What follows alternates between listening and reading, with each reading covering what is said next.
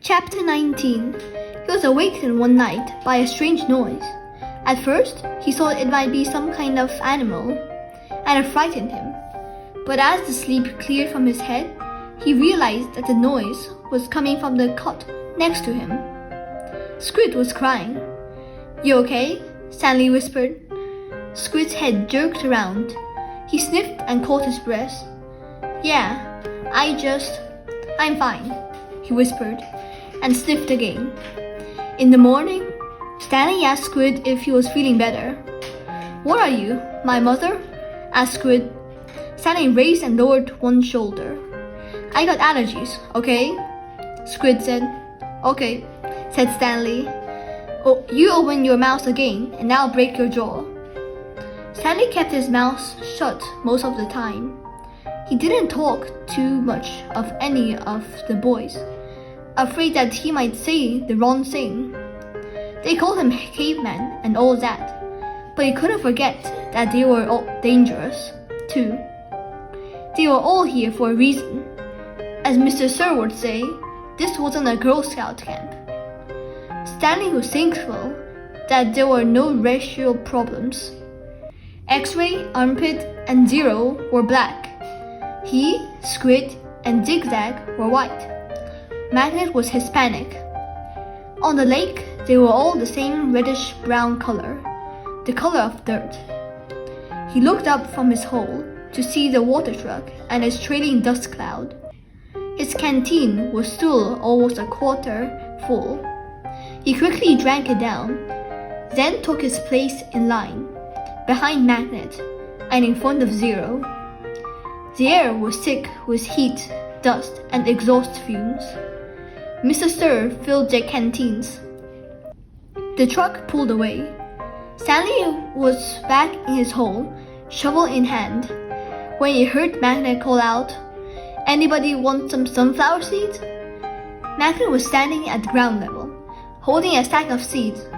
He popped a handful into his mouth, chewed, and swallowed, shells and all. "Over here," called X-Ray. The sack looked to be about half full. Magnet rolled up the top, then tossed it to X-Ray. "How'd you get them without Mr. Sir seeing you?" asked Armpit. "I can't help it," Magnet said.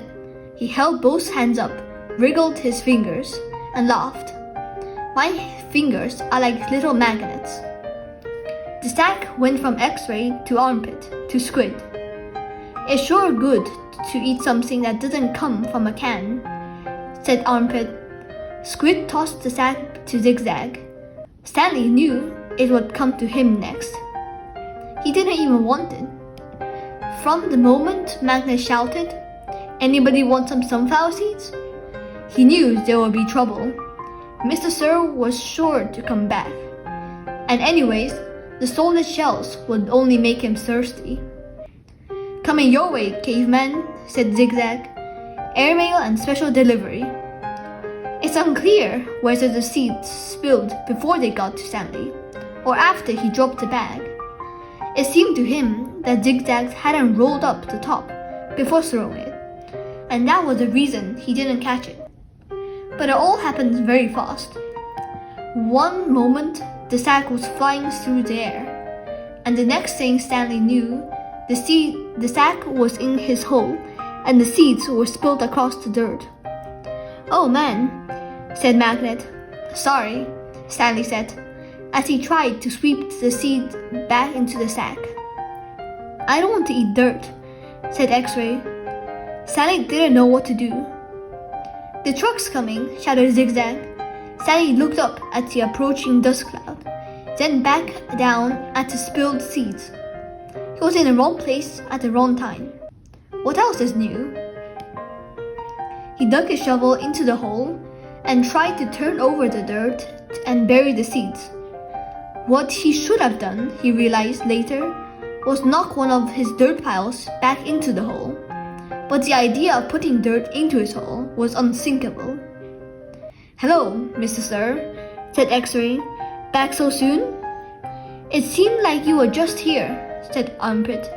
"Time flies when you're having fun," said Magnet. Stanley continued to turn the dirt over in his hole. "You Girl Scouts having a good time?" asked Mr. Sir. He moved from one hole to another.